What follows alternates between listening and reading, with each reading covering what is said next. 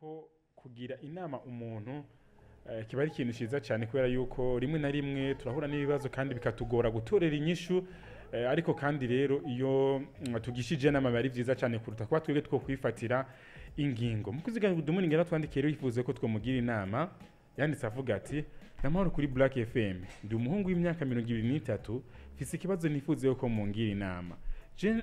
je mama wanje yapfuye mfise imyaka mikenya cyane asiga ndumwe ariko sije nari imfura kuko hari inda nyinshi zitabashije kuvuka papa yaciye azana uwundi mugore akimara kuza ntiyigeze amfata neza papa nawe akifata nkaho ivyo bintu atabibona ejo bundi natewe ubwoba n'amajambo yambwiye ko agira azonteranye na papa ko nashatse kumufata ku nguvu ngo canke atume sanga mama iyo yagiye ikibazo fise niki ndabimubwire papa kandi na papa ubwiwe nawe ntiyigera anyumva yumvira umugore wiwe cyane ndabuze ico nokora mungira inama umusore w'imyaka 23 yatwandikiye yivuze ko tumugira inama ati jewe papa mama yavuye mu mubiri nkiri umwana mutonya cyane ati rero mu buzima bwanje papa yaciye azana uwundi mudamu ati ntiyigeze abasha kumfata neza uko vyategerezwa ko yomfata ati na cyane cyane yuko nari n'umwana mutonya ati rero ejo bundi amajambo yambwiye niyo yanteye ubwoba yuko agira azanteranye na papa yuko nashatse kumufata ku nguvu ati canka zatume sanga mama iyo yagiye ati riki kibazo mfise naho papa yumvira cyane umugore wiwe kundusha ati none nkora iki ko numva ndemerewe kandi afite imyaka ingahe 23 je numvukuze donc ku myaka 23 ukuze udisha ushaka ku myaka 23 naho utaramenya icyo ushaka biba bigoye cyane nibaze yuko icyo mbere na mbere nta preuve n'imihari nta preuve n'imihari yuko yabikubwiye mu kaso arakwanka n'ivyo kandi umva na papa wawe ntavyabona yuko akwanka mugabe ikintu kimwe gihari nuko iyo burya anye ngo umuntu iyo yavunitse amenya no gucumbagira rero wotegezwa kumenya umuryango urimwo nabo mubana na cyane cyane yuko mwumva yuko muri uwo muryango atarukundo ruhari igikuru rero nibaze yuko icambere na mbere wo kwitura abashinga ntahe cyangwa abantu bo mu muryango ko biri kose urafise imiryango mugabo naho nyine ntubiture ubabwira amajambo gusa kuko nta cemeza yuko mukasi yabikubariye gikuru rero nibaze yuko imbere yuko unabitura gofata ukamuganiriza mukasi ufise telefone ku ruhande uri kuramwakogistra amajwi kuburyo ufise preuve y'ivyo yavuze yivugiye mu kanwa kiwe wanashoka na muprovo ukamubwira ati none wewe wambwiye yuko uzonkura kuri inosi wambwiye yuko uzombeshera kwa papa wewe bizokungura iki donc ukagerageza ico umubaza kugira ashobore kuvuga agiye amajambo yakubaye uko nico cyonyine kizoba cemeza yuko amajambo yakubwiye muri uno mwanya kintu kimwe cemeza yuko amajambo yakubwiye ni kuvuga ashaka kumubwira papa wawe ntavyo ashobora kwemera kuko nta bimenyetso ufise nta bimenyetso ufise ntushobora kugenda muri famille ngo bibabwire kuko ntushobora kugenda kubashinga nango bibabwire ni kuvuga muri uno mwanya na kintu nakimufise gifadika ushobora kuvuga ati ikintu kirafadika reka ndagishikirize ubutungane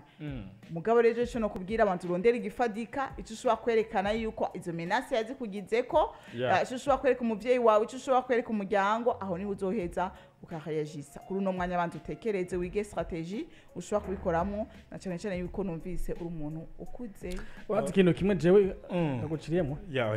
ikintu je watu bamna kwa Justin suyamwe imyaka kandi ndabumvize akayima kuri imyaka nyene 23 zo bukuze sana burya umuvyeyi cyangwa abavyeyi ni nk'abakobwa baroroshe kubesha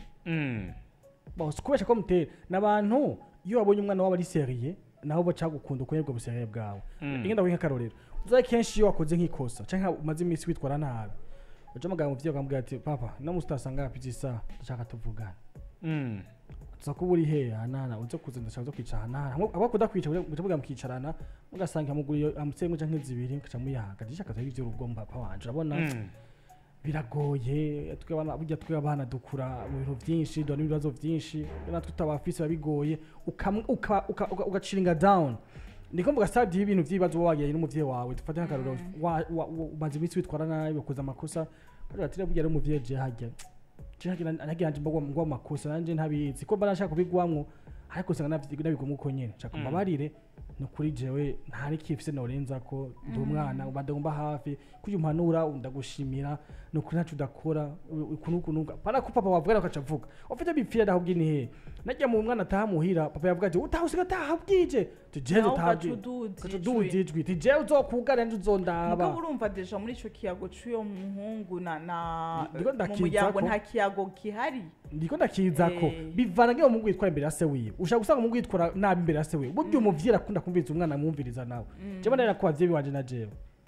iyo nanje ndugije naca dutijwe kuko n'umuvyeyi watiza kudujitwe watunga yankandi shira kuvyaye shira kureze ibiki n'ibiki ibiko were mu gihe uzi ko ari yakuvyaye yakureze ifo chilling da nuko muvyeyi akakurenganya uritwa akacumurika akashwana bukeye kucumbya papa tawukeye nduvugana acha muja nkaha je mugabo ukamusanga kuko kazi urati papa je rero je gwashwaniye shakunyereke basi ikosa nakoze zose kurikora mbwa ivyange washwaniye nayo ubibona ibintu vyuko rero no mwana rero 23 asimya kamiki namage papa mushiye kurana mbwa papa wanje bana jewe nta mumva nta mama wanje fisi kandi jewe sindi kwaje ariko ntatabura nabi nk'umwana ntavyonze mbwa je imibanire yanje na mama wanje mutoye mbombe ngo simyiza shakumanwe nk'umuvyeyi wanje papa wanje ufite umugiye nko kumenya ngo ashaka kumugira umugenzi wawe aguhanure ati jewe bugere jewe amazi tubaze bitubana kunuko kandi byanchanze kwa ndabigenze gute umugira mu best friend wawe sinkubeshe pacha kugurukiya ubwintu byinshi mugabo ikibazo gihari kuno munsi iyo relation ntibigeze bayikreya ariko mungu nawe yatayikreya no yabitabikoze ego cyane mugabo uno munsi kuba tabikoze nashobora kugenda ngo amwegere ari bya mubarira amubwira ati kujya kuntu wawe utari seriye nyene nubu nta buseriye burimo ni kuvuga ahubwo ubu nyamba ashaka gukreya iyo relation yiwe na papa wiwe nuko ziba bafite ama preuve yemeza ivyo ariko aravuga kandi ivyo kuko mu gihe atemeza adafite ama preuve yemeza ivyo ariko aravuga nubundi baba bamubwira ati wowe ntuzi yuko uri kiga nubundi uri cyo ico gero sasa ibindi bintu kuko bamaze guconsider nk'ikigaba mu muryango ujya kugira kuri iryo titre y'ukubura ukigaba wakoze ibintu bizuko nyene kurya byaje bakakwita ikigaba niko nyene kubikora ubwe bikuveko ukora bigashima niyo mpamvu rero ngaho rero nanje camwe cawe cyashigikira wewe bico gihe ifacha ndo ma preve ko mu mwaka yimubwiye vya vrai kandi nikiyaje nitwa tuvugirawe kuko akarimi kumwe kagira iki gakamwifyo kandi kadasosa which means nawe natubwira ngo ukunuku yamubwiye ukunuku kuko hari impamvu yashaka hana yimubwiye ko akamufata nabi nawe akashaka mutuka uri mama wanje n'ubundi nacu numa je mbwiye jo uri mama wanje mu byuko nyene ukurambwo jewe ndi umugore ubuga wantu zasowa nzokwereka nagaca mwishuruko kugishavu ariko aramwitwara ko nawe niyo mpamvu burya nyene biyabigoye nyene guhanura umuntu utazi ivyo nyene vyatambwe muga only kihari nuko nimba kahirima ni mukuri abiziye kuko umutima we ni umushinja ni waje ati jewe ibivana ivyo nyene bana mukapa data ni jembona sote ndi mu makosa cyane we mu makosa mugibone ko ari we mu makosa nonde izo preve zama audio kubivuze hamaden azoge uzishikiza se wiyo bidakunze naho azitwa mu muryango vyanse no muri family no sinico gusa ndavuga yuko icame na mbere umuryango uhuza umuryango wumvikana umuryango uri mu rukundo aba ari umuryango uryoshe cyane rero